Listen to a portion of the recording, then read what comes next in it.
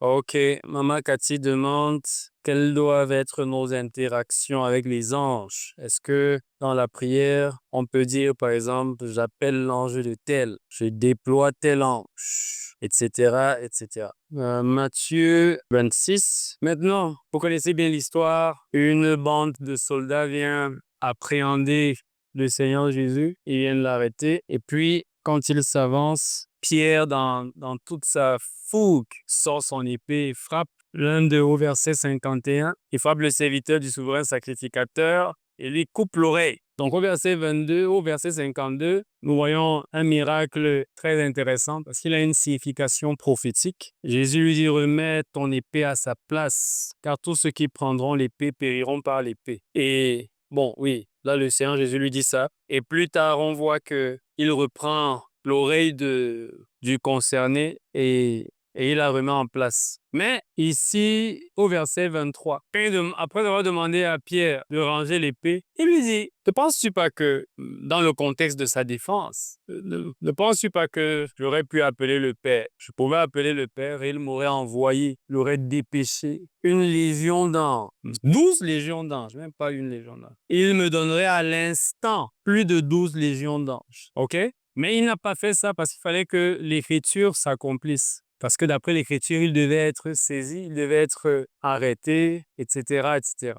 Donc, qu'est-ce que je veux dire? Nous voyons dans Hébreux chapitre 1, Hébreux 1, 14, où la Bible dit que les anges sont des serviteurs, ils sont des esprits envoyés au service des héritiers du salut. Donc, nous savons que les anges sont là pour nous servir. Ils sont envoyés par Dieu pour le bien des héritiers du salut. Donc, ce sont des entités qui exercent toutes sortes d'activités bienfaisantes au profit des enfants de Dieu. Mais lorsqu'on lit tout le Nouveau Testament, on ne voit pas, déjà dans le cas de Jésus, d'endroit où il commande les anges, d'endroit où il parle spécifiquement à un ange pour lui demander de faire quelque chose. On ne voit pas ça. Et c'est pour ça que moi, je suis très prudent avec certaines pratiques. Si je n'ai pas vu le Seigneur le faire, et si je n'ai pas vu les apôtres de l'Église primitive le faire, je prends ça avec des pincettes. Je n'ai pas vu les apôtres de l'Église primitive mettre le sel dans l'eau et donner aux gens. Je n'ai pas vu ça. C'est pas dans les Écritures. Ils n'ont pas eu besoin de ça pour démontrer la puissance de Dieu. Voilà. Donc, je ne vais pas diaboliser tous ceux qui font ça, mais je peux affirmer que ce n'est pas biblique. Ce n'est pas la voie excellente. Dieu peut tolérer, mais ce n'est pas la voie excellente. Il y a des choses que le Seigneur tolère, mais ce n'est pas la voie excellente. Donc, peut-être que Dieu peut tolérer et parfois même agir, voyant certains de ses enfants ordonner des choses à des anges. Mais ce n'est pas la voie biblique, ce n'est pas ce qu'on voit dans les Écritures. Donc, le Seigneur Jésus, en ce qui concerne le ministère des anges, dans sa vie et dans son ministère, il a dit, j'aurais pu appeler le Père. Donc, le principe, c'est quoi? C'est qu'on appelle le Père. On demande au Père et c'est le Père qui envoie. Pendant que tu es sur la terre ici, tu sais que quels sont les anges qui doivent faire quoi, par exemple. Donc, c'est pour ça que c'est risqué. Maintenant, Dieu peut te donner, il y a des gens à qui Dieu donne un ministère particulier, par exemple, où ils ont beaucoup d'interactions visibles avec les anges. Maintenant, je veux que tu comprennes que tout enfant de Dieu a des interactions nombreuses avec des anges, mais il n'en est pas toujours conscient. Mais maintenant, il y a des enfants de Dieu qui ont, par exemple, un don particulier dans les visions et à qui Dieu a fait la grâce des rencontres surnaturelles. Il y a des gens qui ont des apparitions surnaturelles. Donc, ils voient des anges, etc.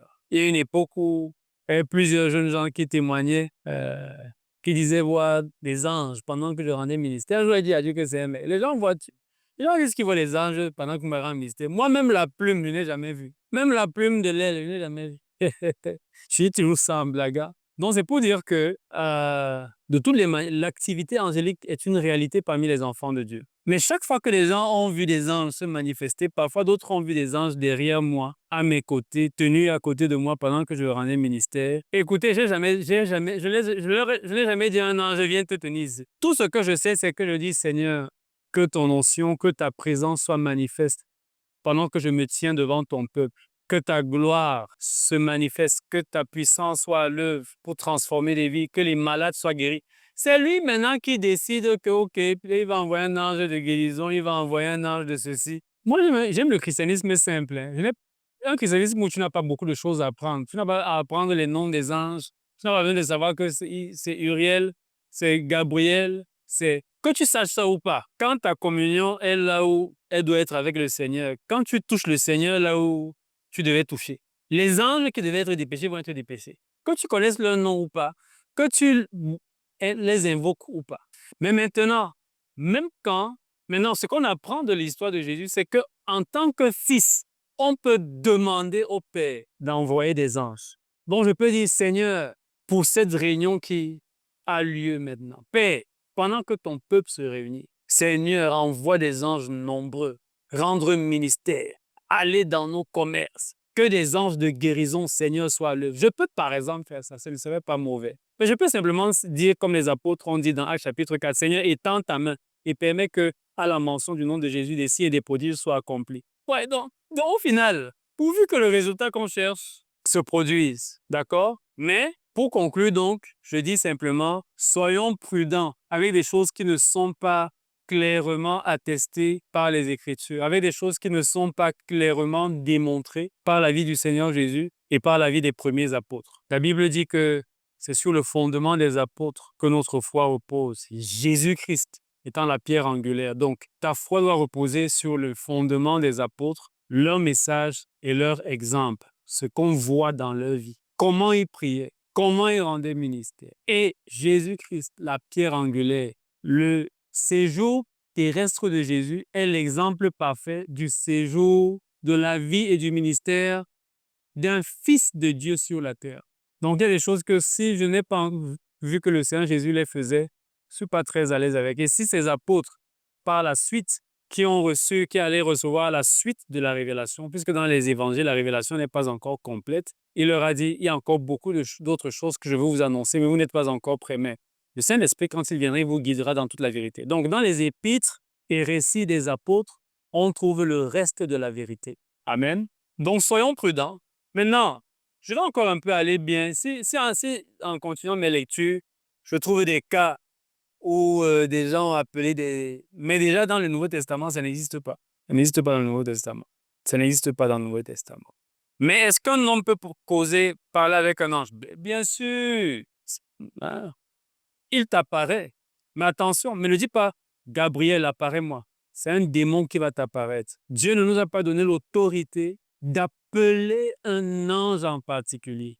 C'est pour ça que les invocations d'anges sont démoniaques. Ce sont des démons qui vont se manifester.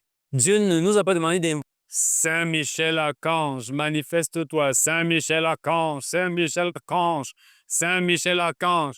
Mon ami, c'est un démon qui va venir se manifester là. Dieu ne vous a pas demandé d'appeler Saint Michel Archange. Appelez le nom de Jésus. Jésus sait quel dispositif il va déployer en réponse à l'invocation de son nom. La Bible dit que c'est à la mention de son nom que tout genou fléchit. Donc, si tu veux voir des genoux fléchis, tu n'as pas besoin de connaître un autre nom que le nom de Jésus. Si tu connais le nom de Jésus, c'est suffisant.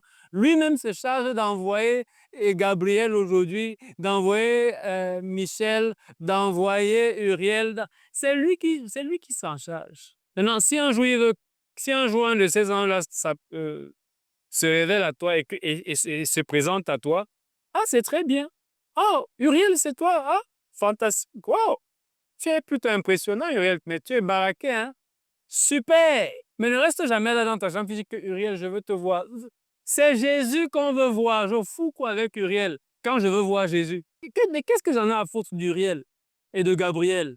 Est-ce qu'on se comprend? Mais maintenant, il y a des moments où Jésus peut envoyer Gabriel pour me donner une révélation, pour me donner un message, pour me fortifier si je suis faible. Par exemple, quand il était dans le désert, après avoir jeûné 40 jours, la Bible dit que et des anges vinrent le fortifier. Donc, parfois, Dieu peut envoyer des anges te fortifier. Les anges peuvent te fortifier, peuvent venir te rendre ministère et te fortifier physiquement. Donc, les anges peuvent intervenir dans toutes sortes de situations et de circonstances. Ils peuvent intervenir dans tous les domaines de ta vie. Donc, désire leur ministère en sachant que c'est ton héritage, mais ne les invoque jamais. Invoque le nom de Jésus, invoque ton Père. Tout ce que vous demanderez au Père en mon nom, moi, je le ferai. Je vous le donnerai. Comment je le fais? Parfois vous saurez, parfois vous ne saurez pas. Mais ne pensez jamais à me dicter comment je vais faire. Si je vais venir moi-même ou si je vais envoyer quelqu'un, ça, ça me regarde. Comme les gens aiment souvent dire, ainsi parle le Seigneur. Ainsi parle le Seigneur. Les détails là me regardent. Amen. Donc, vous lisez le livre des Actes, vous ne trouverez nulle part de cas où les apôtres ont appelé des anges. Vous lisez tout le Nouveau Testament et il n'y a aucun cas.